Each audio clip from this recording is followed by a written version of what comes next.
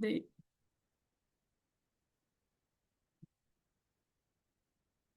네. 드디어 3주차 세미나 진행하도록 하겠습니다. 지금까지 주구장창 재미없는 것만 했거든요. 뭐, 리액트 외우려고 왔는데 자바스크립트, HTML, CSS를 시키지 않나. 그래서 리액트는 언제 배우냐? 오늘부터 배울 예정입니다. 그래서 앞으로의 과제는 다 리액트로 진행을 할 예정이다라고 생각을 하시면 되겠어요. 그래서 오늘 배울 거는 저희가 앞으로는 리액트랑 타입스크립트를 주로 사용을 하게 될 거여서 이 두 가지에 대해서 알아볼 예정이에요. 먼저 제일 만만한 친구, 네, 타입스크립트부터 네, 알아보도록 하겠습니다. 참고로 타입스크립트는 타입하고 S가 대문자라고 하네요. 일단 자바스크립트를 우리가 지금까지 계속 써왔었는데 자바스크립트는 딱히 타입이라는 개념이 없어요. 약간 파이썬처럼 파이썬도 타입이라는 개념이 없고 자바스크립트도 타입이라는 개념이 없거든요. 그래서 우리가 뭔가를 지정을 해주지 않아도 알아서 지정을 해줘요. 이런 것들을 동적 타입이라고 합니다. 예를 들어서 내가 sum이라는 함수에서 파라미터를 두 개를 받고 있죠. A 받고 있고 B를 받고 있는데 여기에서 1이랑 2를 집어넣어주면 알아서 넘버다 라고 인식을 하고요. 만약에 스트링으로 집어넣어줬다라고 한다면 스트링이구나 하고 자바스크립트가 알아서 지정을 해줘요. 되게 똑똑해 보이죠? 근데 문제가 잘못 쓰면은 이 컴퓨터는 똑똑한데 인간은 똑똑하지 않거든요. 그래서 생기는 여러 가지 문제가 있습니다. 먼저 사전에 조금 알아두시면 좋은 지식들이 있는데 컴파일 타임이랑 런 타임에 대한 얘기를 조금 해볼게요. 이거가 타입스크립트랑 완전 관련 있다라기보다는 혼동하지 말라고 알려드리는 것도 있기는 합니다. 일단 우리가 컴퓨터로 뭔가 프로그램을 만든다라고 한다면 최종적으로 컴퓨터는 0과 1로 이루어진 이런 엄청난 파일, 이 파일을 읽는 거거든요, 결국은. 근데 우리는 뭐 우리가 코딩을 0과 1을 조합해서 코딩을 할 수는 없으니까 인간이 조금 이해하기 쉬운 형태의 자연어로 코드를 짜거든요. 그러면 우리가 자연어로 써주면 그 코드를 기계가 이해할 수 있는 이런 0과 1의 조합으로 변환하는 작업이 필요하겠죠. 그래서 이런 식으로 소스 코드를 이 기계어 파일로 변환하는 시간을 컴파일 타임이라고 하고요. 그래서 만들어 놓은 이 0과 1의 파일이 있겠죠? 이거를 직접 돌리는 시간이 런 타임이라고 생각하시면 돼요.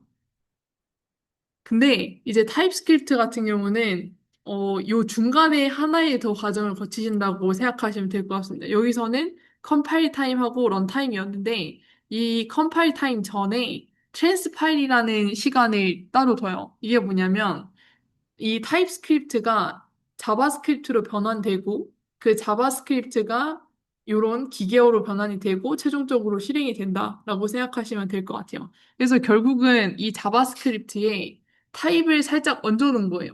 얹어놓고 이 타입스크립트가 이 자바스크립트라는 다른 언어로 변환을 해서 타입을 추가할 수 있다라는 개념으로 보시면 되겠습니다. 그래서 여러분들 뭐 다들 예습하셔서 아시겠지만 뭐 TS config 파일 이런 것들 보셨잖아요. 거기에서 이제 뭐 솔직히 여기에서는 막 컴파일 막 이렇게 얘기를 한단 말이에요. 컴파일러 죄송합니다. 트랜스파일러라고 해야 될 것 같고요. 그래서 이 TS config 파일이 결국은 정하고 있는 게 뭐냐면 이 컴파일 타임에서 일어나는 모든 것들을 제어하는 애라고 보시면 될 것 같아요.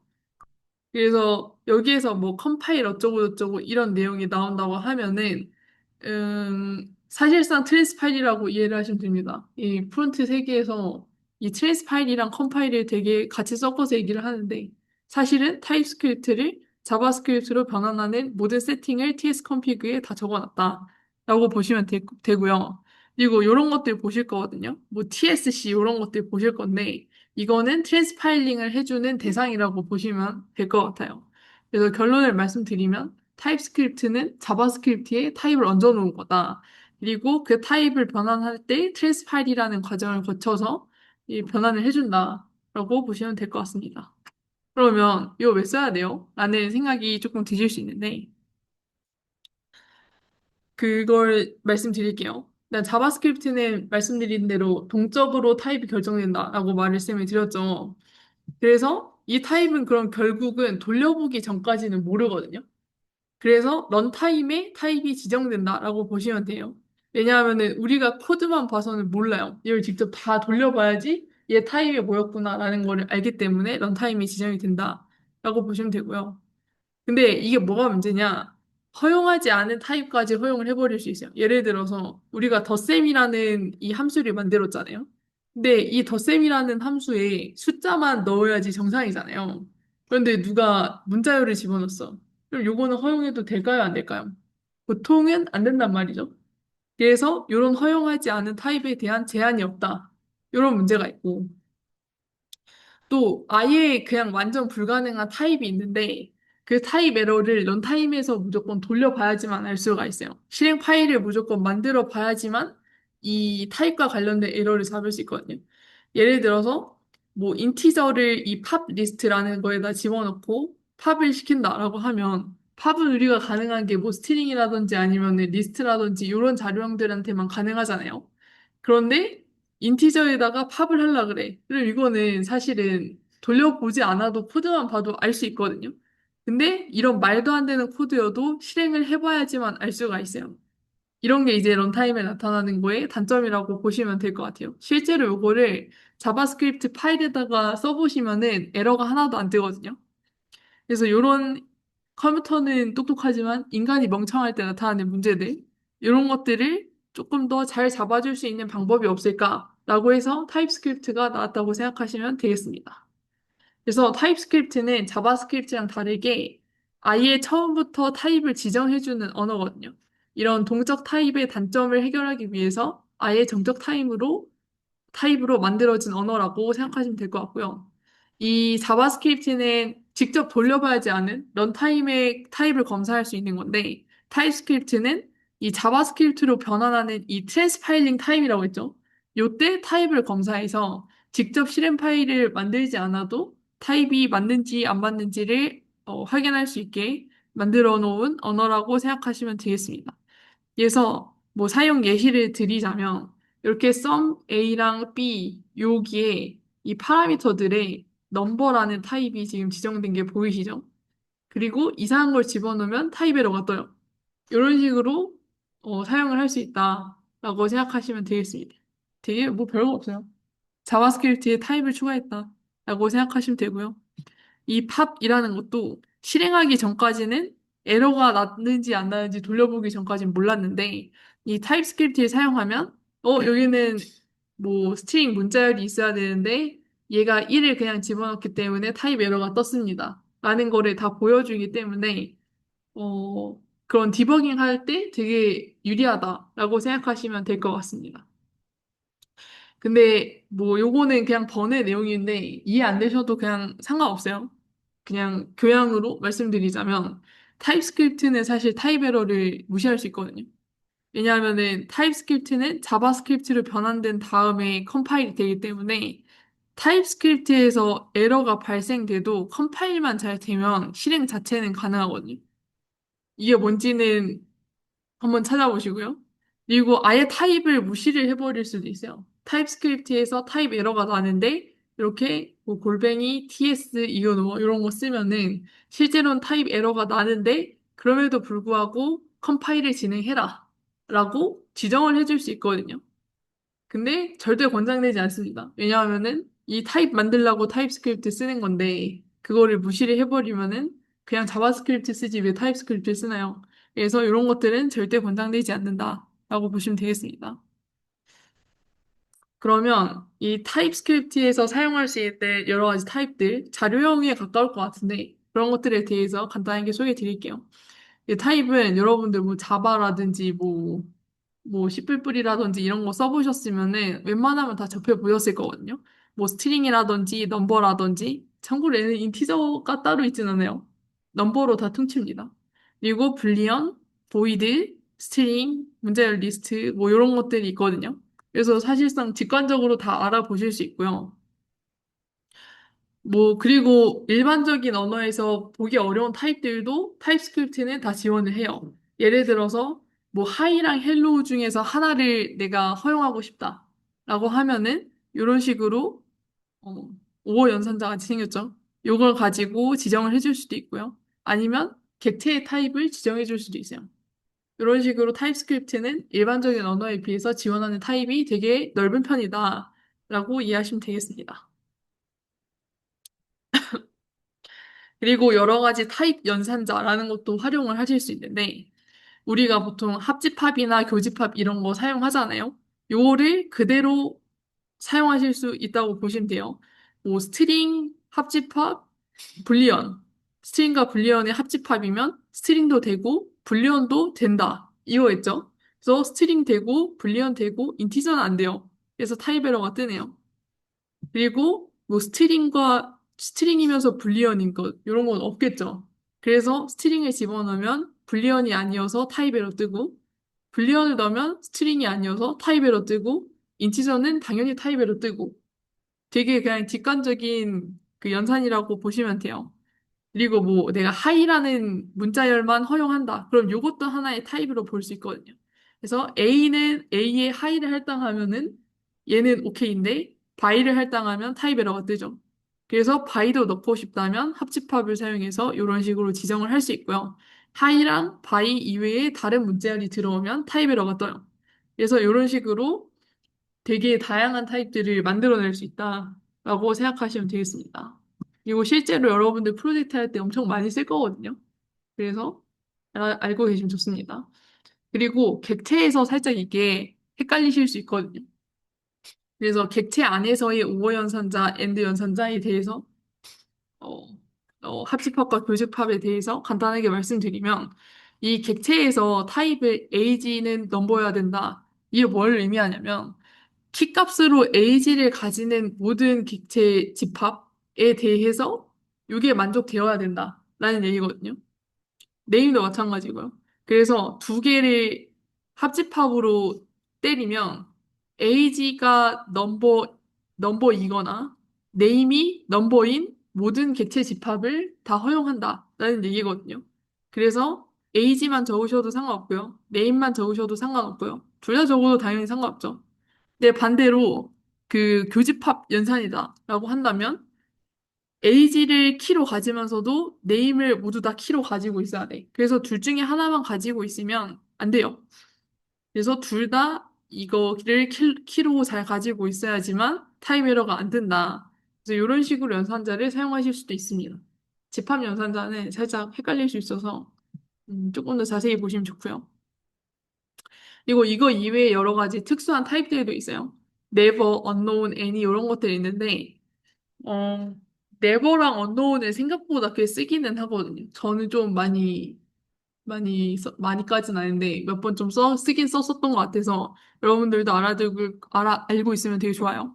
네버 같은 경우는 어떤 타입에도 속하지 않는 집합, 즉 공집합이라고 보시면 되고요. 언노운은 전체 집합이에요. 이것도 될 수 있고 저것도 될 수 있고 그래서 어떤 타입인지 모른다. 그래서 언노운이거든요. 근데 애니는 뭐냐면 모든 집합의 부분 집합이면서도 모든 집합을 부분 집합으로 가진다. 말이 긴데요.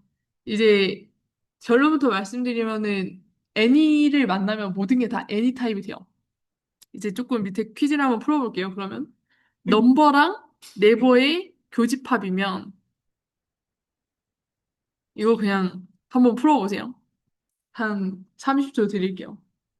넘버랑 네버 교집합, 넘버랑 언노운 교집합 이런 것들이 뭐가 나올까? 한번 고민을 해보세요.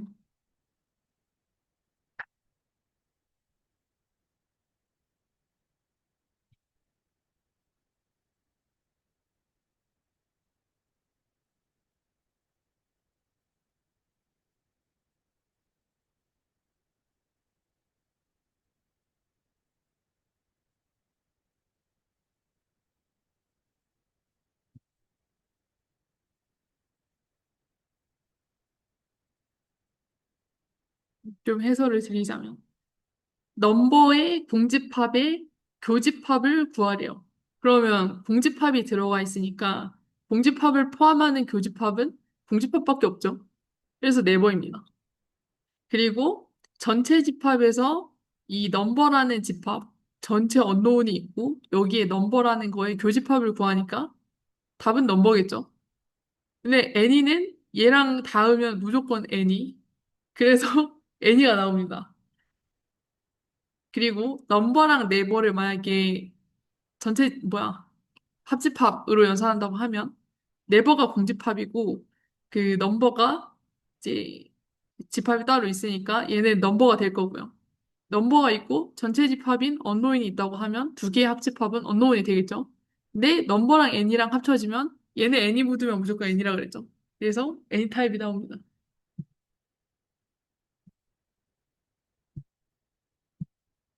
참고로 이제 모든 집합의 부분 집합이면서 모든 집합을 부분 집합으로 가진다. 이게 무슨 말이냐면 any 타입으로 지정된 거에는 어떠한 타입의 값을 집어넣어도 상관이 없어요.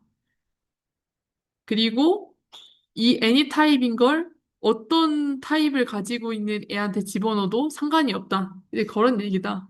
라고 보시면 되겠습니다. 여튼 any는 모든 타입을 다 파괴해버리는 그런 대상이라고 보시면 돼요. 그래서 쓰지 마세요. 그러면 사실상 이제 동적 타입 언어를 쓰는 거랑 크게 다를 바가 없어지잖아요. 그래서 타입 시스템의 의미가 있으려면 절대 any 타입을 사용하지 말아야 된다. 그래서 제가 린터로 막아놨거든요. 절대 쓰지 말라고. 린터도 뚫지 마세요. 자꾸 GPT가 막, any 쓰면 됨. 가끔 이럴 때가 있는데. 진짜 싫어하거든요. 가끔 정말 애니를 안 쓰면 안 될 때가 있기는 해요. 근데 뭐 패키지 같은 거를 사용하다 보면은 어쩔 수 없이 애니를 써야 될 때가 있을 수도 있는데 여러분들이 과제할 때는 최소한 그럴 일 없을 거기 때문에 절대 애니도 쓰지 말고 린터도 뚫지 말고 TS config 이그노 TS 이그노도 쓰지 말고 그냥 네 타입을 지켜주세요. 네, 그러고 나서 저희가 타입에 대한 이야기를 쭉 했는데, 그러면 이걸 다 일일이 다 지정을 해줘야 되나요? 가 궁금할 수 있는데, 타입스크립트가 좋은 점이 얘가 자체적으로 추론을 해주는 것들이 있거든요. 그래서, 뭐, 카운트라는 내가 뭐, 스테이트를 지정했다고 하면은, 이 카운트랑 셋 카운트가 어떤 타입을 가지고 있는지를 타입스크립트가 이미 알고 있어요. 그래서 얘 위에 커서 같은 거 올려놓으면, 잠시만요. 한번 실범을 보여드릴게요. 이게 이제 간단하게, 아직 안 배웠는데, 뭐, 유즈 스테이트라는 애가 있어요. 얘는 이제 이거 초기 값을 지정할 수 있고, 이거의 반환 값은 그거거든요. 그 스테이트랑 스테이트를 조절할 수 있는 애라고 저번 시간에 배웠죠. 그러면 이게 초기 값이니까 카운트는 무조건 넘버 값이어야 되잖아요. 그래서 커서 올려보면 진짜 넘버로 잘 뜨는 거를 확인할 수가 있어요. 그리고 셋 카운트도 희한하게 생긴 뭐가 나오기는 하는데 저것도 타입이거든요. 이런 것들을 알아서 다 알고 있어요. 이게 자체적으로 타입 추론을 할 수 있도록 합니다. 그래서 만약에 VS 코드에서 확인을 했을 때, 타입이 내 의도랑 조금 다르네? 그럴 때만 타입을 사실 작성을 하시면 되고요. 실제로는 네, 모든 거에 다 타입을 일일이 지정하실 필요는 없어요. 뭐 예를 들어서 우리가 A랑 B가 넘버다. 요거를 알고 있으면 얘 리턴 값이 넘버다. 요 타입을 굳이 알려줄 필요가 없어요. 왜냐하면은 넘버랑 넘버 더하면 당연히 넘버 나오겠지라고 타입스크립트가 알아서 추론을 해주거든요. 그 성능이 상당히 좋기 때문에 매번 타입을 쓰시지 마시고요. 타입 추론 기능을 웬만하면 잘 활용을 해주세요. 쓸데없이 타입 추론을 무시하는 것도 좋은 패턴은 아니기 때문에 정말 필요한 경우에만 사용을 해달라라는 말씀을 드립니다. 그리고 이런 것들도 되거든요. 우리가 넘버도 가능하고 스트링도 가능해요. 라고 했을 때 만약에 앞에서 넘버 타입이면은 true를 리턴했다 라고 한다면 뒤에 있는 인풋은 무조건 다 스트링 타입이겠죠. 왜냐하면은 리턴문으로 다 얼리 리턴으로 나갔잖아요. 이것도 다 추론이 돼요. 알아서 넘버 타입이 불가능하다는 거를 다 체크를 해주거든요. 그래서 런타임에서 돌아갈 때 뭐 얼리 리턴 하면은 얘는 무조건 뭐 스트링이다. 이런 것들도 싹 다 알기 때문에 생각보다 성능이 좋다. 타입스크립트가 되게 성능이 좋다라는 거를 알고 계시면 좋을 것 같고요. 네, 그렇습니다. 그리고 여러분들 아마 예습을 하셨으면은 타입이랑 인터페이스 이런 것들 나올 거거든요. 둘 중에 뭘 써도 상관없어요. 뭘 써도 상관없는데 공식 문서에서는 인터페이스를 더 권장한다고 나와 있더라고요.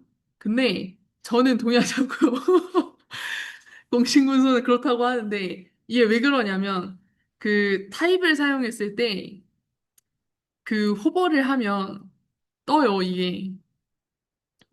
그, 이거를 보여드리고 싶은데 너무 이게 크기가 작죠? 인터페이스를 쓰면은 뭐 아이 애니멀 이렇게 적어 놓으면 아이 애니멀 되게 정직하게 뜨거든요. 그럼 이제 내가 이제 아이 애니멀을 직접 찾아가서 봐야 되잖아요. 근데 타입을 쓰면은 호버를 했을 때 얘가 어떤 타입인지를 다 알려주거든요. 그래서 이게 진짜 유용해요. 그런 의미에서 타입을 써라. 타입을 써라? 타입을 쓰는 게 좋다라고 생각하시면 되고요. 만약에 뭐 인터페이스 키워드를 뭐 내가 클래스를 뭐 사용한다라고 한다면은 인터페이스를 쓰는 거를 권장을 실제로 하고요. 그래서 상황에 따라서 맞는 걸 쓰면 된다. 근데 저는 웬만하면 타입을 쓰긴 합니다. 이런 장점이 있다. 여러분들이 뭐가 더 좋은지 알아서 고르시면 될 것 같아요. 그리고 대부분 다 호환이 되기 때문에 컨벤션으로 잘 정해주시면 될 것 같습니다. 다음으로 이제 타입스크립트 얘기는 끝났고 혹시 질문 있으신가요?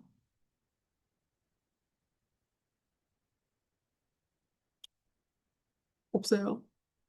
리액트로 바로 들어가도록 하겠습니다. 이제 드디어 우리 리액트 뭔지 배워요. 이제 리액트가 왜 그렇게 생겨 먹었는지에 대해서 어제 장황하게 설명을 했는데 아무도 이해 못했겠죠? 아마 이번 챕터부터는 이해가 어느 정도 되시지 않을까 기대를 해봅니다. 이제 훅이라는 거를 본격적으로 배울 거예요. 이거는 뭐냐면 이 리액트는 결국 이 상태가 어떻게 되냐에 따라서 렌더링이 될지 말지를 결정하는 친구라고 했죠. 설명이 긴데 공식 문서 설명 그대로 가지고 오다 보니까 그렇게 된 거고요. 그냥 쉽게 말씀드리면 상태가 있고 그 상태가 바뀔 때마다 렌더링이 잘 돼야 될 거 아니에요? 그런 것들을 관리해주는 모든 종류의 총집합체라고 보시면 돼요. 그래서 스테이트 훅 얘는 이제 상태를 관리하는 친구고 뭐 컨텍스트 훅도 있거든요. 그 그런 것도 있고 스테이트를 쓸 수 없을 때 사용해야 되는 훅도 있고 외부 시스템이랑 연결을 할 때 사용하는 훅도 있고 성능을 최적화해주는 훅도 있어요. 근데 되게 종류가 많은데 이 중에서 여기 밑에 제가 링크 달아놨거든요. 요거 보시는 게 제일 정확하거든요. 근데 저희는 이거 보면은 이제 공식 문서가 잘 나와 있기는 한데 아 그래서 네 공식 문서가 되게 잘 나와 있어서 이거 꼭 읽어보시고요. 그중에서도 저희는 요 네 개 배운다고 생각하시면 될 것 같아요. 컨텍스트는 나중에 배울 거고요. 그, 일단은 스테이트 훅이랑 레프 훅이랑 이펙트 훅, 퍼포먼스 훅 몇 가지 뽑아가지고 볼 거예요. 그리고 제일 많이 사용하는 훅 위주로 볼 거거든요. 그래서 사실상 요거 다섯 개 아니죠? 네 개죠? 유즈 스테이트, 유즈 이펙트, 유즈 레프, 그리고 유즈 콜백. 요거 네 가지 배워가는 거 그게 목표라고 보시면 될 것 같습니다. 이제 참고로 이제 스테이트 오브 리액트 이런 것들이 있는데 이게 리액트 관련된 여러 가지 랭킹 뭐 이런 것들 보여주는 사이트거든요. 심심하면 한번 들어가서 보세요. 막 그런 것들도 있어요. 거지 같은 훅. 사용하기 제일 거지 같았던 훅. 막 이런 것들도 나오거든요. 아, 요건 것 같은데. 요거 부정평가 요건 것 같은데. 아닌가? 아니군요. 한 번도 들어본 적 없다라는 얘기이군요. 여튼, 아니다. 이게 부정평가 맞을 거예요. 사용한 사람 중에서 부정적이라고 생각하는 그 비율이 어떻게 되는지에 대한 내용이거든요. 유지 이펙트 제일 크죠? 왜 그런지 여러분들 과제하다 보면 이해가 되실 거예요. 정확하게 말씀드리면 이상하게 쓴 사람이 너무 많아서 이긴 한데, 저도 이상하게 썼었고요. 그래서 여러분들 그러지 말라고 여러 가지 방법들을 알려드리도록 하겠습니다. 일단 먼저 훅이 뭔지 알려드렸죠. 혹은 리액트에서 사용되고 있는 모든 시스템을 잘 조정할 수 있는 함수다라고 생각하시면 되고요. 이 훅을 사용할 때 규칙이 있어요. 뭐, 컴포넌트 최상위 또는 다른 훅에서만 호출할 수 있다라고 되어 있는데, 이제 컴포넌트 최상위 이게 도대체 뭐죠? 그러면 무조건 위에 쓰면 최상인가요? 그래서 뭐 여기 밑에다 쓰면은 최상위가 아니잖아요. 세 번째 자리잖아요. 그러니까 안 되나? 라고 생각하시는 분들이 있는데 가능하고요. 이 최상위라는 건 뭐냐면 모든 렌더링에서 훅이 동일한 순서대로 호출이 되냐, 안 되냐. 요거를 보장하는 거다. 이게 뭔 소리냐? 뭐 예를 들어서 if문을 만약에 실행한다고 하면은 카운트가 0일 때는 요거가 1, 2, 3, 이 순서로 호출이 될 거잖아요. 근데 카운트가 0이 아니야. 그러면 카운트 한 번, 에이지 두 번째. 그래서 순서가 바뀌어 버리죠. 얘가 실행이 안 돼 버리니까. 요런 것들을 하지 말라는 거예요. 무조건 이런 조건문 안에다가 스테이트를 집어넣는다든지 이런 행위를 하지 말라라는 의미라고 보시면 될 것 같습니다. 왜 그런지는 밑에 보세요. 아, 밑에 거는 두 번째 관련 내용이긴 한데, 네. 그리고 두 번 초기화 함수를 실행해도 스테이트가 변하지 않도록 합니다라고 되어 있는데, 요거는 사실 굳이 개념적으로 빡세게 아실 필요는 없고, 더 궁금하다라고 한다면, 요거 두 개 링크 달아놨으니까, 요거 보시면 돼요. 그래서 여러분들이 실제로 코드를 짜실 때 많이 지켜주셔야 되는 거는, 절대 if문 안에다가 집어넣는다든지, 아니면 뭐 반복문 안에다가 집어넣는 경우가 있을 수 있을까요? 거의 없을 것 같긴 한데, 그런 케이스를, 만들지 마라. 라는 말씀을 드리고 싶습니다. 네, 컴포넌트 최상위는 그 의미고요. 그래서 우리 이제부터 사용할 훅들을 조금 알아볼게요. 노마드 코더 아저씨가 잘 설명해 주셨을 텐데, 먼저 유저 스테이트부터 배워보도록 하겠습니다. 유저 스테이트는 컴포넌트에서 스테이트를 사용할 수 있게 한다는 거예요. 스테이트는 계속 제가 말씀드리지만, 렌더링을 할지 말지를 결정하게 해주는 기준이다. 라고 했죠. 그래서 상태랑 상태를 어떻게 변경할 수 있는지 그 상태 변경 함수를 반환을 해주고요. 만약에 요 유즈 스테이트 파라미터 안에다가 초기값이나 초기값을 생성해주는 함수를 집어넣을 수 있어요. 그런 것들을 넣어주면 초기값을 넣어줄 수가 있다. 그래서 첫 번째 문장 보시면 유즈 스테이트 인자에다가 테일러를 집어넣었잖아요. 그러면 초기의 네임은 테일러. 로 지정해줘서 나옵니다. 그리고 set name을 사용해서 이 name이라는 스테이트를 변경을 해줄 수가 있는 거죠. 이 name이라는 스테이트 값을 변경을 해줄 수가 있다. 그리고 이게 지금은 테일러여서 되게 간단한데 되게 복잡한 초기 값이 필요할 수도 있거든요. 그런 경우에는 이렇게 콜백 함수를 넣어줄 수도 있고요. 아니면은 아니구나. 아예 함수를 실행한 값을 집어넣어도 상관없고요. 아예 콜백 함수를 넣어줘도 상관없어요. 이것도 알아서 얘가 실행을 해주고 실제로 위에 것보다 아래 게 더 성능이 좋다라는 아티클도 있어서 그래서 이렇게 사용을 할 수도 있다. 이게 절대 틀린 게 아니거든요. 저도 몰랐어요. 제 조언이 이렇게 썼다가 니 이거 잘못 쓴 거 아니야 이랬는데 잘 쓴 거였더라고요. 그래서 이런 식으로 써줄 수도 있다. 그래서 스테이트를 관리하는 훅이 유즈 스테이트다라고 보시면 되고요.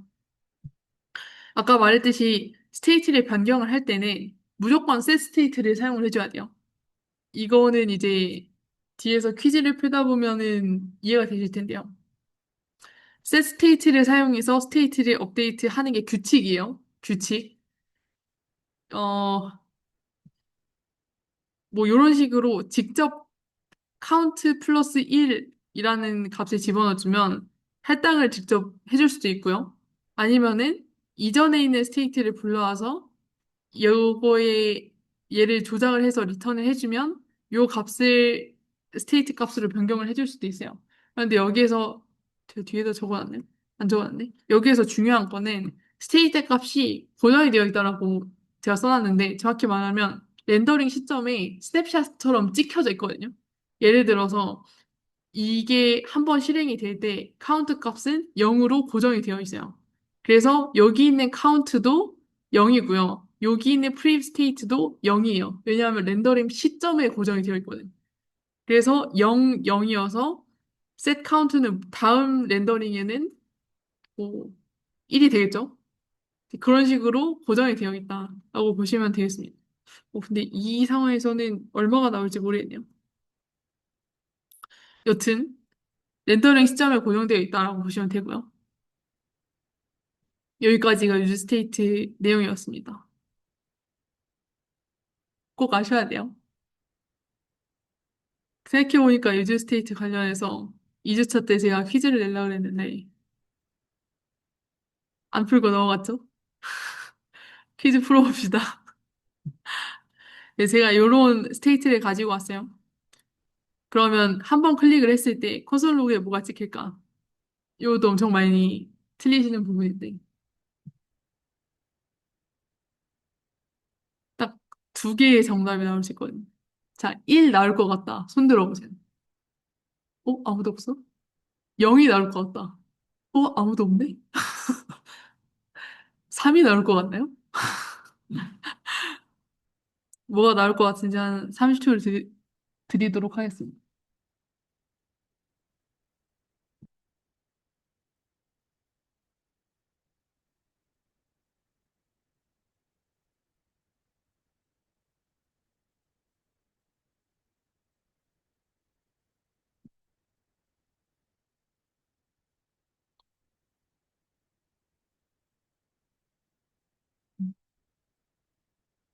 코드 설명을 잠깐 드리면, 유즈 스테이트에 들어가는 인자는 투기값이라고 했죠. 그래서 카운트의 투기값은 빵일 거예요. 그리고 set 카운트를 사용하면은 업데이트가 될 겁니다. 그래서 처음에 렌더링 될 때 카운트가 0 이렇게 보일 거고 이 버튼을 누르면 핸들 클릭 버튼이 실행이 되죠. 그러면 여기 안에서 set 카운트에 의해서 카운트 플러스 1, 요 값이 다음 렌더링에서의 카운트 값이 될 거예요. 그 다음에 콘솔로가 실행이 되고 있죠. 그래서 정답은, 내가 정답을 안 썼는데? 정답은 빵이거든요. 아, 이거 직접 실행을 해보자, 그러면. 네, 일단 왜 빵인지 알려드릴게요. 왜 빵이냐면, 렌더링이 처음 됐을 때 카운트가 0이죠. 0 상태에서 핸들 클릭 버튼을 실행을 할 거잖아요. 그러면 다음 스테이트에서 카운트가 1이 된다는 건 여기에서 선언이 됐는데, 요때 시점은 카운트가 0일 때 불러와 지내잖아요. 그래서 콘솔 로그에선 0이 찍히는 거예요. 그래서 스냅샷처럼 동작한다라는 게 그 이야기거든요. 이게 여기에서 1 됐으니까 얘가 바로 1 이렇게 바로 업데이트 되는 게 아니라 이 렌더링 시점이 언제냐에 따라서 스테이트 값이 지정이 된다라고 생각하시면 될 것 같습니다. 다음으로 이것도 한번 풀어볼까요?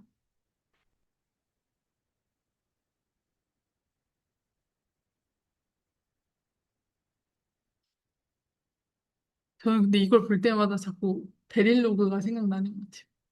블로킹, 언블로킹 그 개념이랑 비슷한 것 같아요.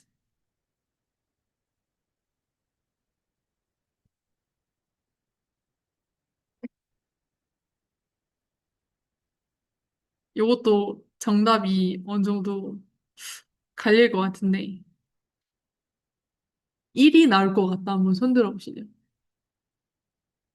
3이 나올 것 같다. 0이 나올 것 같다? 있을까요? 0이 나올 것 같다면 다행히 없네요. 자, 일단 코드를 조금 설명드리면 마찬가지로 카운트의 초기값은 0값이 나올 거고요. 그리고 나서 힌들 클릭 버튼이 실행이 되면 셋 카운트가 무려 3번이 실행이 되는데 그러면 뭐가 나오지? 이제 이게 궁금하실 수 있는데요. 결론은 1이에요. 왜 1이냐? 제가 계속 말씀드리지만 렌더링 시점에 이 카운트가 고정이 되어 있다라고 했잖아요. 그래서 얘가 실행되는 이 시점에는 카운트는 무조건 다 빵이죠. 다 빵빵빵 이렇게 고정이 되어 있기 때문에 위에서 얘가 뭔 짓을 하든 상관이 없어요. 어차피 렌더링 시점이 뭐냐가 중요한 거기 때문에 그래서 1이 나온다라고 생각하시면 될 것 같습니다. 그리고 이런 것들도 근데 생각해보니까 이거 다 강의에서 하지 않았나? 제가 헷갈려가지고. 근데 여튼 이것도 한번 보실래요?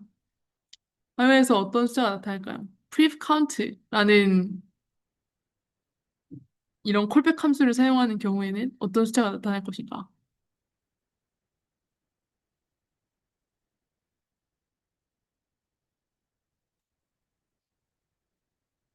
네.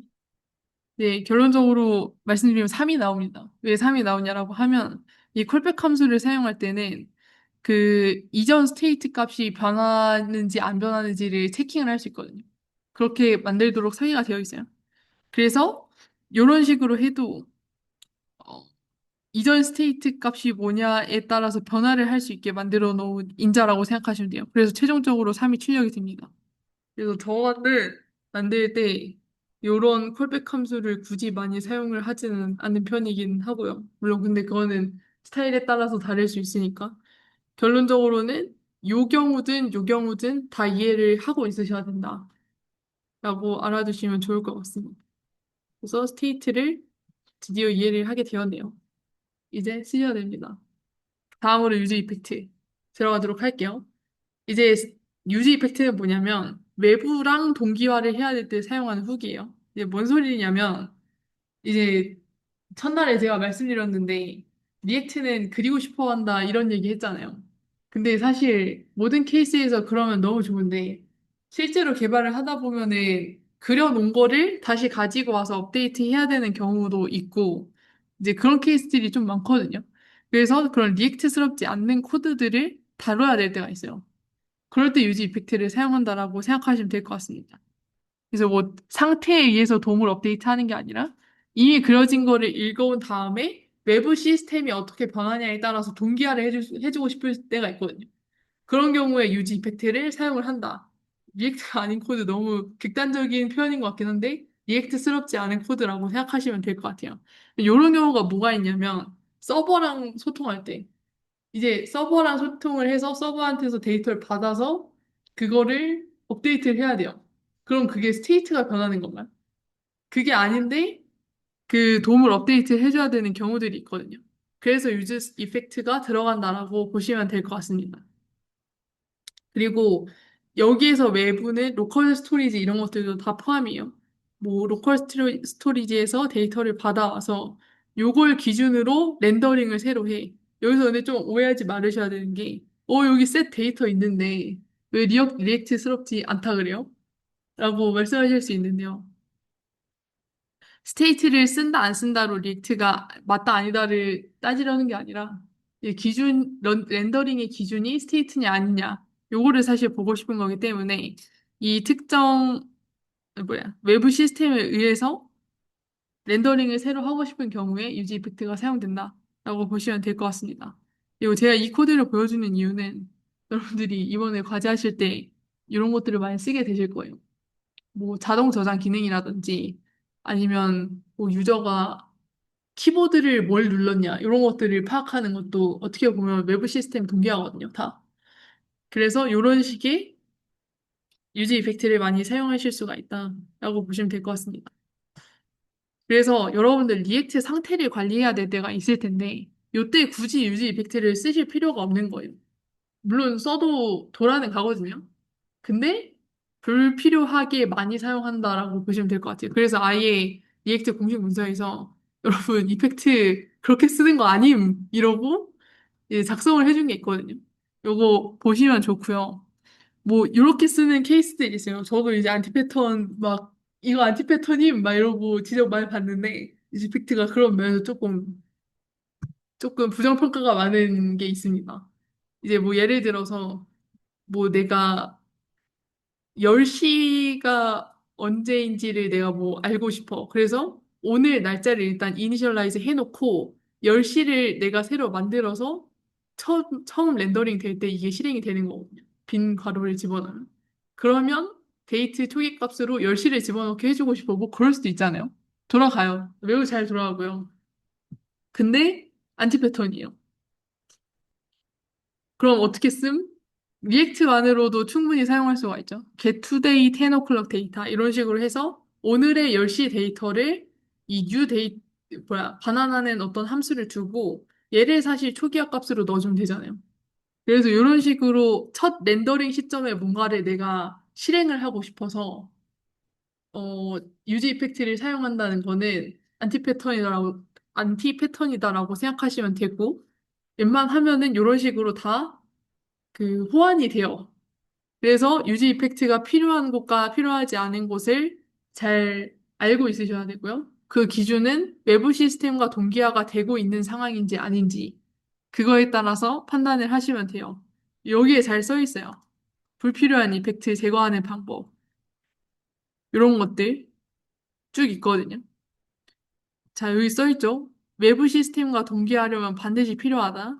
근데 이런 쓸데없는 거, 그런 거에 쓰지 마라. 이렇게 다 써있죠. 네, 공시문서를 잘 보시기 바랍니다.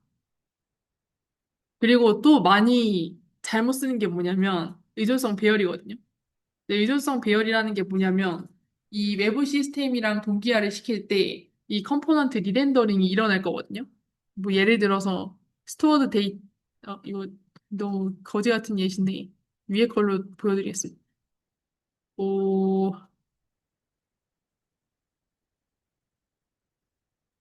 여기는 의존성 배열이 없네요. 예시를 들어드리고 싶은데 없네.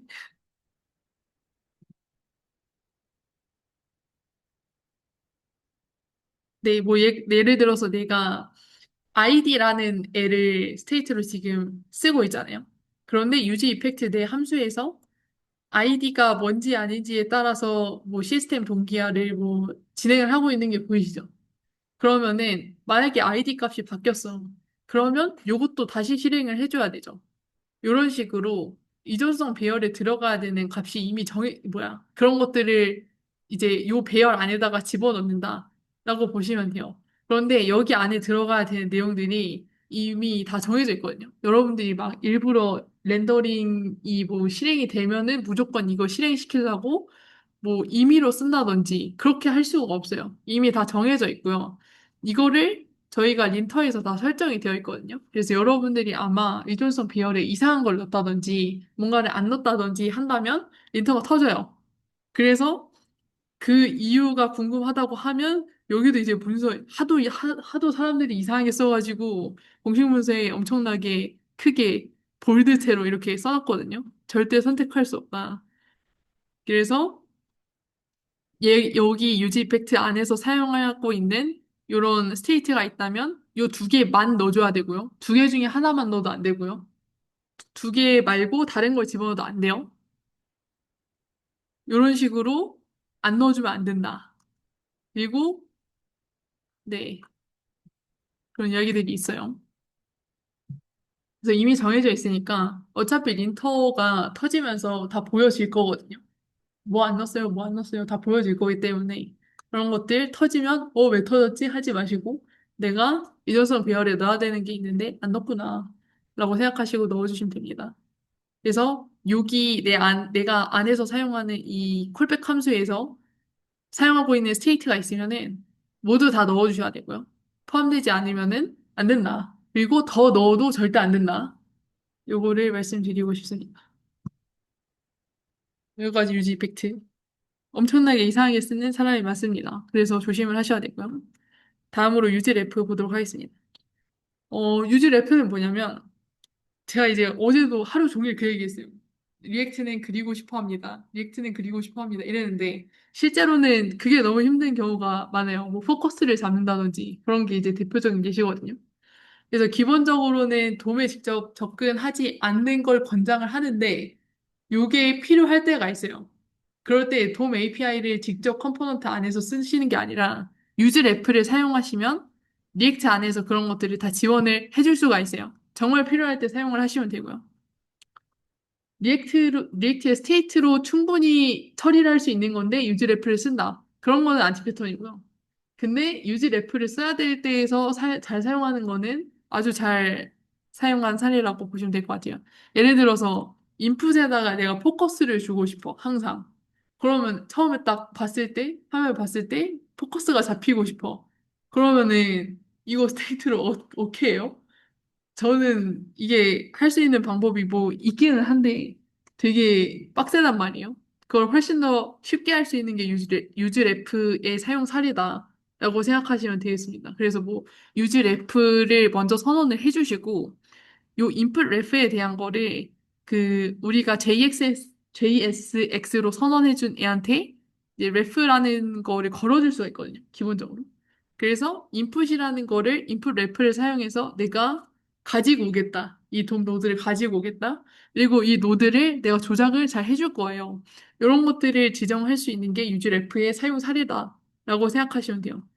절대 여기에다가 클래스 적어놓고 여기 여튼 타입스크립트 파일이니까 여기에다가 뭐 다큐멘트 뭐 get 엘리먼트 바이 아이디 막 이런 식으로 써서 가지고 오시는 게 아니라요. 이런 식으로 유지 래프를 사용하시면은 그냥 가지고 오실 수가 있어요. 그래서 자바스크립트 개발하실 때 그대로 사용하시면 안 된다. 돔을 가지고 오고 싶으시면은 이 돔 노드를 가지고 오고 싶으면 유즈 래프를 사용해서 가지고 오시면 된다. 라는 거를 알고 계시면 될 것 같습니다. 그 다음으로 환장하겠는 거 나오는데 이제 잠시만 앞으로 돌아가서 이제 유즈 스테이트 했고 유즈 래프 썼고 그 다음에 유즈 이펙트 했잖아요. 그 다음에 이제 저희가 볼 게 퍼포먼스 훅이거든요. 퍼포먼스 훅은 솔직히 여러분 단계에서 몰라도 되거든요. 몰라도 되는데 왜 이거를 해놨냐라고 하면 여러분들이 이번에 사용할 과제에서 유즈 콜백을 써야 될 때가 있어요. 왜냐하면은 저희가 린터를 설정을 할 때 최적화 안 했으면 그것도 터지게 설정을 해놨거든요. 그래서 유즈 콜백을 쓰세요 막 이런 단어가 나올 거라서 그런 의미에서 동작 원리를 제가 설명드린다라고 생각하시면 되고 어려울 거고요. 근데 이해 못하셔도 상관없습니다. 이제 뭔지 간단하게 설명을 드릴게요. 이제 유즈 콜백 같은 경우는 불필요하게 이펙트가 실행된다는 거. 이 이펙트의 실행이라고 하면은 이제 앞에 말했었던 비동기 시스템과의 동기화 막 이런 얘기 했잖아요. 그거가 이제 이펙트거든요. 그 이펙트 실행을 막기 위해서 기존 함수를 캐싱을 해두는 메모리제이션 함수 이렇게 써놨죠. 이거는 그냥 사례를 보여드릴게요. 원리 모르셔도 돼요. 근데 아시면 당연히 더 좋고요. 참고로 여러분들 앞으로 요 리액트 템플릿 사용하실 거고요. 이거 알려드렸나요? 리액트 바이옴 템플릿. 알려드렸죠? 개발 환경 세팅할 때. 앞으로 여러분들 실행하실 때 볼 라이브 쓰시는 거 아니고, 얀 데브 쓰실 겁니다. 얀 데브를 치시면 이런 식으로 화면 나오고요. 여기에서 개발하시면 돼요. 자, 제가 코드를 하나 보여드릴게요.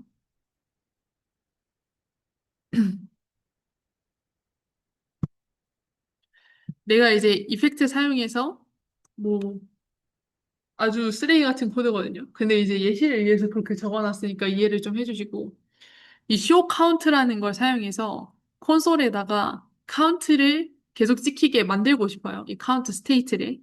그럼 이 카운트 스테이트는 언제 바뀌냐? 클릭을 하면은 바뀌게 설정을 해놨습니다. 이렇게. 그리고 제가 텍스트도 입력을 하고 싶거든요. 그래서 텍스트도 스테이트를 정해두고 여기에 아무거나 입력하면은 이렇게 값이 입력되도록 하고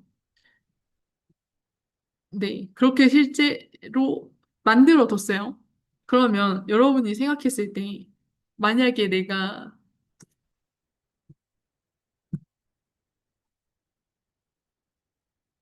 그냥 이렇게 보여드릴게요. 아예, 어이쿠, 새로 지금 하고. 자, 처음에는 이제, 처음 렌더링 됐을 때 이펙트가 처음으로 실행이 될 거고요. 만약에 내가 클릭을 해서 숫자를 바꿔줬어요. 그러면 이펙트가 당연히 실행이 되겠죠. 그러면서 이 카운트도 다 실행이 되고, 그런데 내가 텍스트를 입력했어요. 텍스트를 입력하면 사실은 이 카운트랑 관련된 건 아니거든요. 얘는 텍스트 입력하는 거잖아. 근데도 얘가 계속 돌아가요. 그죠? 그럼 요걸 어떻게 최적화할 수 있냐라고 하면 이 의존성 배열에 들어간 요 쇼 카운트라는 친구 있죠. 얘를 근데 잠시만 이렇게 해야지 터지나? 이거 안 되는군. 잠시만 잠깐만 기다려주세요.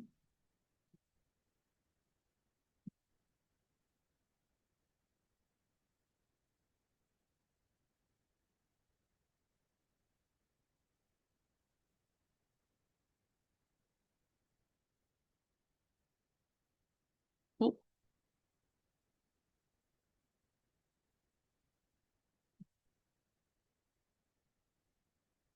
모르겠네.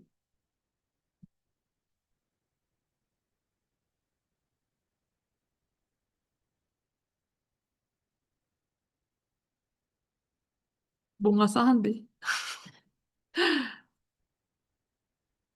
일단 계속 설명해 보겠습니다. 만약에 얘가 지금 카운트라는 애가 있으니까 카운트 값이 변할 때마다 만 얘가 선언이 되게 내가 고정을 해두고 싶어 라고 할 수 있거든. 아, 일단 생각해보니까 왜 얘가 텍스트를 입력했는데도 불구하고 쇼 카운트가 계속 이펙트가 실행이 되냐라고 질문하신 거에 대한 답을 드리자면 만약에 카운트가 바뀌었어요. 뭐래, 카운트래. 텍스트가 바뀌었어요. 그럼 얘 전체가 싹 리렌더링 될 거잖아요. 뿅뿅 이렇게 다 리렌더링 되면서 쇼 카운트라는 애도 다시 선언이 될 거거든요. 그러면 얘가 메모리 주소가 바뀌잖아요. 저장된 주소가 바뀌잖아요. 그러다 보니까 이 유즈 이펙트가 봤을 때, 이 쇼 카운트 변한 거 아님? 메모리 주소 바뀌었잖아. 그럼 변한 거잖아. 라고 생각해서 이 이펙트가 계속 실행이 되는 거예요. 근데 만약에 유지 콜백을 사용하면은 이 메모리 값에다가 뭐 그걸 기준으로 두는 게 아니라 이 카운트라는 이 스테이트 값 있죠. 여기에 고정을 시켜놔요. 이런 걸 캐싱이라고 하거든요. 캐싱을 시켜놔요. 그래서 만약에 내가 여기에다가 이렇게 입력을 해도 더 이상 이펙트가 안 뜨죠. 그리고 클릭을 하면은 그때서야 이펙트가 새로 실행이 되는 걸 확인할 수가 있어요. 그러면 요게 5라는 A에 걸려있는 쇼 카운트가 있고 4라는 A에 걸려있는 쇼 카운트가 있는 거예요. 그런 식으로 캐싱을 해준다라고 보시면 되고요. 조금 더 급발진일 수 있는데 얘기를 조금 드리자면은 이 쇼 카운트가 생성이 안 되는 건 아니거든요. 생성은 되는데 이미 캐싱이 되어 있는 그 함수를 가져다가 쓰는 개념이다. 하나도 이해 안 되시나? 좀 걱정이 되는데 제가 그래서 그 작동 과정을 여기에다가 적어놨거든요. 쇼 카운트가 뭐 처음 렌더링 될 때 새롭게 선언이 되는데 만약에 텍스트 스테이트가 변화하게 되면 얘가 싹 다 다시 실행이 되면서 주소가 바뀐다. 그래서 카운트 스테이트가 실질적으로 바뀌지 않아도 이 쇼 카운트가 다시 선언되면서 유지 이펙트가 돌아가죠. 그래서 캐싱을 해주는 거예요. 이 카운트라는 값에. 그래서 처음 렌더링 될 때 이 카운트가 0일 때 1, 2, 3, 4, AB라는 애를 사용하도록 캐싱을 해놔요. 그러고 나서 텍스트 스테이트가 바뀌면은 새로운 쇼 카운트가 생기긴 생겨요. 근데 실제로는 캐싱된 함수를 쓰는 거예요. 그럼 이게 왜 최적화냐라고 하면은 저도 솔직히 완전 100% 이해가 되진 않거든요. 근데 비용이 달라서라고 생각하시면 될 것 같아요. 생성에 드는 비용이 비싸다라기보다는 그거를 캐싱해 두는 걸 쓰느냐 아니면은 아예 새로 만들어진 거를 접근해서 쓰느냐 이제 그거에 대한 비용 차이다라고 보시면 될 것 같고요. 이것도 문서에 잘 써 있거든요. 그래서 사실상 캐싱이 되는 거다. 그리고 절대 생성을 막지 않는다. 그 이유는 생성하는 거가 저렴하고 오히려 캐싱된 거를 쓰냐 안 쓰냐 요거에 대한 비용 차이가 크기 때문이다 라고 하네요. 저도 이거를 컴퓨터 사이언스적으로 깊게 파면은 왜 그런지 알 수 있을 것 같기는 한데 정확하게 왜 그런지 잘 모르겠어요. 여튼 그렇습니다. 유지 콜백을 사용하면 방금 전에 보여드린 것처럼 불필요하게 이펙트가 실행되는 거를 다 막아줄 수가 있어요. 여기까지가 전체적인 훅 설명이었고 지금까지 본 거는 네. 네. 네. 에프랑 슈카운트를 그 리스닝 하는 어뢰에 넣어보잖아요. 네, 슈카운트랑 지금 네, 근데 그 동바드 코드님 강의에서는 유스 에펙트가 세컨드 아르규먼트 array에 직접 스테이트 자체를 넣는 식으로 코딩을 하셨는데 네. 여기서는 오늘 수업에서 다룬 거는 그런 유스 에펙트를 쓰면 리액트스럽지 않다는 건가요? 그래서 그 뉴스 에펙트 안에 함수를 리스하라고 하는 건가요?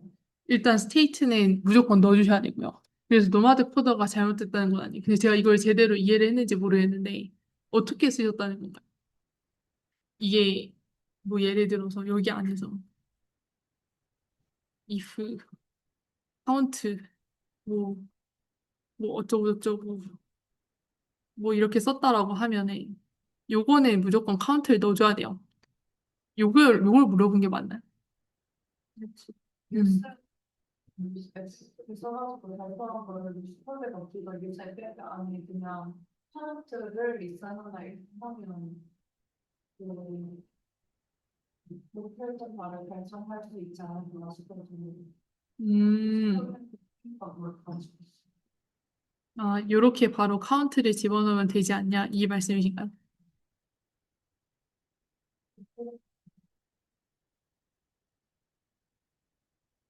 일단 지금 린터가 안 터도 조금 그렇긴 한데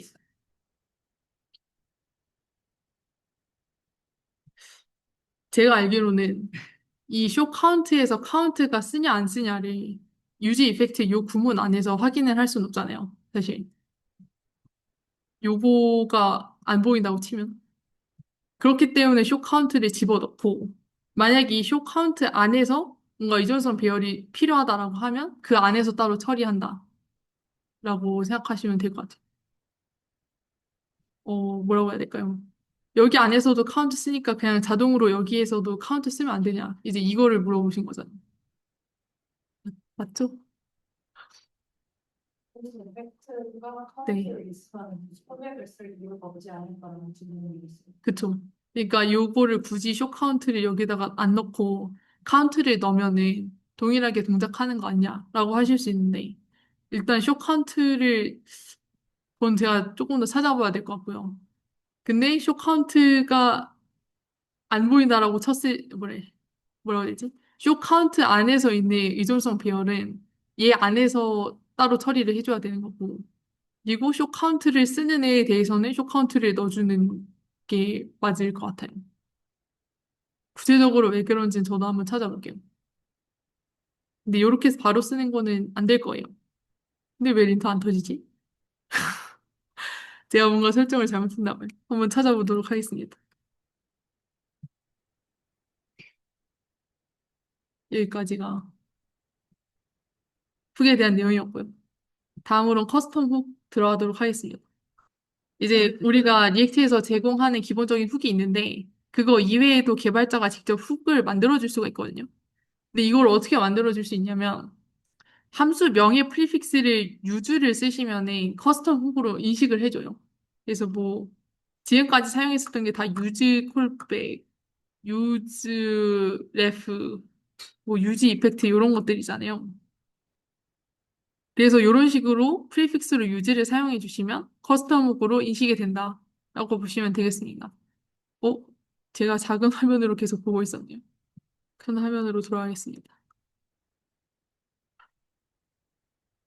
그래서 폼 관리하기를 예시로 들어드리면, 폼 인풋을 관리할 수 있는, 나 이거 왜 자바스크립트 썼니? 폼 인풋을 관리하는 어떤 커스텀 훅을 만들 수가 있을 거예요. 그래서 그 안에서 유즈 스테이트로 스테이트를 지정을 해두고, 요거에 대해서 어떻게 변화를 할지, 이런 것들을 프롭스로 내려줄 수가 있거든요. 그러면 이거를 first name이랑 last name에 대해서 동일하게 적용을 하고 싶다라고 하면 요 로직을 따로 뽑아서 커스텀으로 뽑아서 요거를 사용을 해줄 수가 있어요. 그러면 스테이트 자체가 독립적으로 관리되면서도 로직은 똑같거든요. 그래서 이런 식으로 커스텀 훅을 사용을 하시면 되게 편리하다. 아마 그래서 여러분들 되게 자주 쓰게 되실 거거든요. 이런 것들을. 오늘 과제 하실 때도 많이 사용을 하시게 되실 거고. 네, 그래서 잘 활용을 하시면 좋을 것 같습니다. 그리고 이런 제가 앞에서 살짝 그냥 얼버무리고 지나간 것 중에 하나가, 어, 컴포넌트 최상위 또는 다른 훅에서만 호출할 수 있다라고 되어 있잖아요. 그래서 커스텀 훅도 훅으로 취급을 해주거든요. 그래서 커스텀 훅 안에서도 다른 훅인 유즈 스테이트 이런 애들을 다 다 불러와 줄 수가 있는 거예요. 어디였지? 네. 그래서 이런 식으로 훅 안에서 훅을 쓸 수 있다는 거죠. 이런 것들이 다 가능합니다. 그래서 나머지 훅들도 다 알려줄 수 있고, 알고 계시면 좋고요. 근데 이거를 실제로 쓰는 거는 어느 정도 제한이 되어 있어서 여러분들이 정말 아셔야 되는 건 유즈 스테이트, 유즈 이펙트, 커스텀 훅. 요거 세 개라고 생각하시면 되고, 공식 문서가 제일 정확하거든요. 네, 그래서 공식 문서를 반드시 보시길 바랍니다. 여기까지가 저희 3주차 세미나 마지막 내용이었고요. 혹시 질문이 있으실까요? 없으면 넘어가겠습니다. 그리고 과제 알려드릴 텐데, 이제 저희가 이번에 할 거는 2048 게임 클론 코딩 하는 거예요. 이거 제가 하다가 말았는데, 이게 UI가 바뀌었더라고요.